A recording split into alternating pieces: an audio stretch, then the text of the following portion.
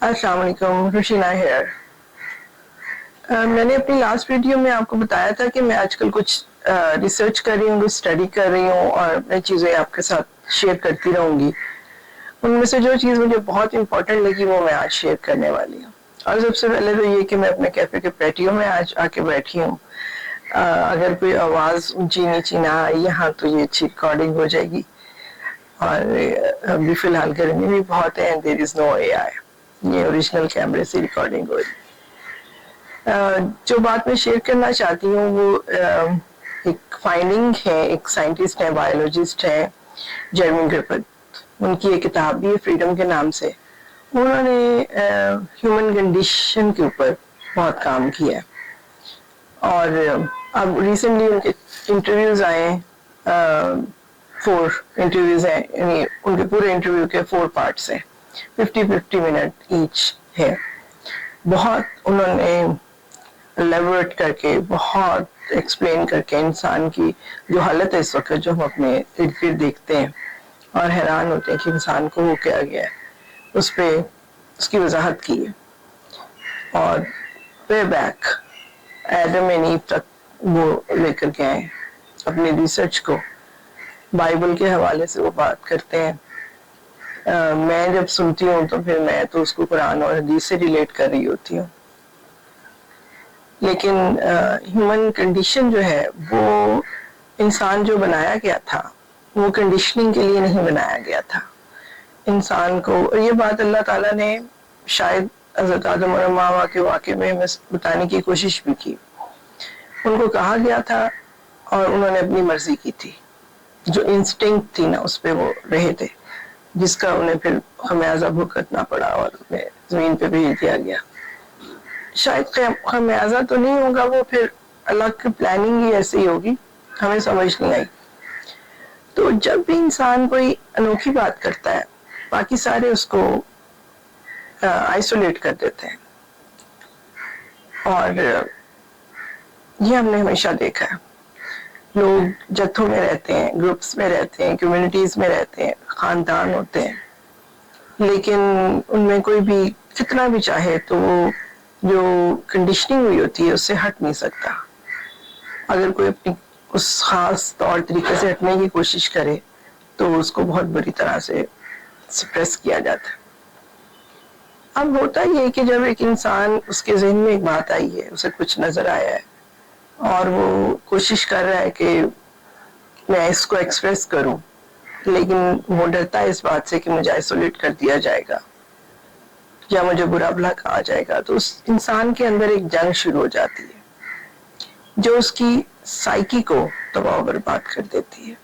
کیونکہ ہمیں پہلے بھی ہم پڑھ چکے ہیں کہ سارے ہمارے اندر ہارمونز ہوتے ہیں ہر چیز کے، تو ڈپریشن، ایگریشن اور پتہ نہیں کیا کیا انسان کے اندر جو ہے وہ جمع ہونا شروع ہو جاتا ہے، اور یہ صدیوں سے ہو رہا ہے۔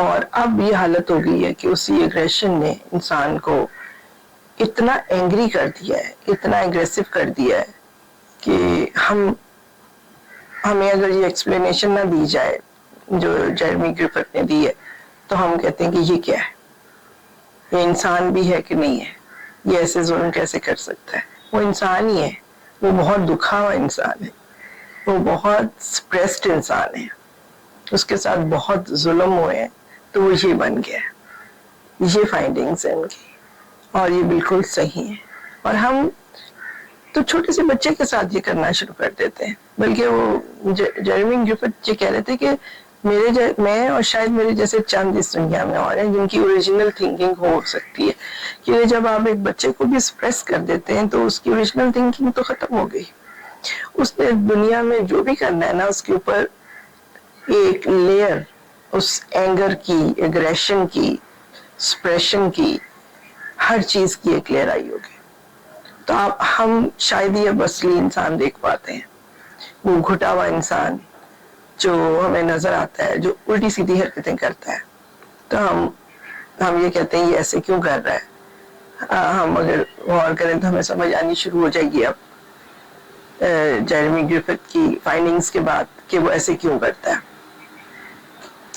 اور کہتے ہیں کہ اس صدی کے جو سب سے بڑے سائنٹسٹ تھے ان میں سے جیرمی گرفتھ ایک ہیں، بلکہ ان کو اسٹیون ہاکنس 2 کہا جا رہا ہے، کیونکہ دنیا کو سمجھنے کے لیے، دنیا میں رہنے والے انسانوں کو سمجھنے کے لیے ان کی فائنڈنگز بہت کام آئیں گی۔ ایک چیز جس کو انہوں نے گڈ نیوز کہا ہے، اور گڈ نیوز یہ ہے وہ یہ کہ جینیٹک کچھ بھی نہیں ہوتا، سب کچھ یہاں آ کے ہوتا ہے، اور اس کو علاج بھی کیا جا سکتا ہے۔ جو ڈفرینٹ ہم لوگوں میں سائیکولوجیکل ایشوز دیکھ رہے ہیں، جو سائیکولوجیکل ڈسوننس کی وجہ سے ہو رہے ہیں، وہ ٹریٹیبل بھی ہیں، ان کا علاج بھی ہو سکتا ہے، اور ہم اپنے بیہیویئر سے بھی ان چیزوں کو بدل سکتے ہیں، لیکن صدیاں لگ جائیں گی۔ جتنی صدیوں میں ہم نے انسان کا حشر کیا ہے، ٹائم تو لگے گا اب انسان کو دوبارہ انسان بنانے میں۔ تو یہ اتنی امیزنگ بات تھی کہ ہم جب کسی سے ملتے ہیں، اس کی ہم جج کرتے ہیں، ہم سوچتے ہیں کہ یہ کیوں کر رہا ہے، یہ کتنا بدتمیز ہے، یہ کتنا جاہل ہے، یہ ہم بالکل یہ سوچ ہی نہیں سکتے کہ اس کے ساتھ ہوا کیا ہوگا جو یہ بنا ہے۔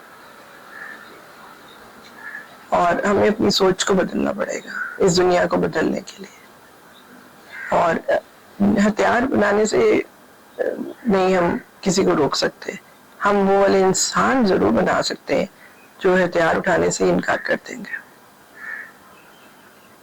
اور اگر میں دیکھوں ایسٹ اور ویسٹ دونوں میں، تو یا کہہ لیں مسلمانوں میں اور دوسرے لوگوں میں، مجھے یہ عنصر جو اگریشن کا ہے یہ مسلمانوں میں زیادہ لگ رہا ہے۔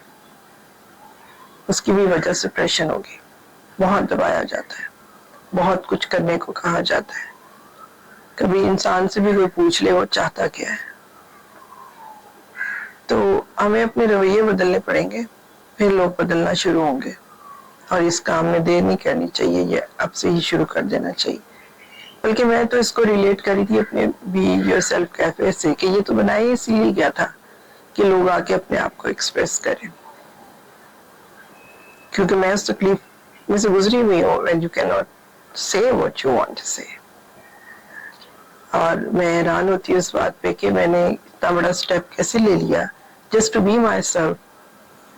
I started my life from zero all over again, but I am still grateful to Allah for that and happy about it۔ کتنی بڑی نعمت ہے جب انسان وہ کر سکے، وہ کہہ سکے جو وہ چاہتا ہے، کیونکہ وہ آزاد پیدا کیا گیا ہے، وہ فری ول کے ساتھ بنایا گیا ہے۔ اور کیجیے گا، آج کے لیے اتنا ہی۔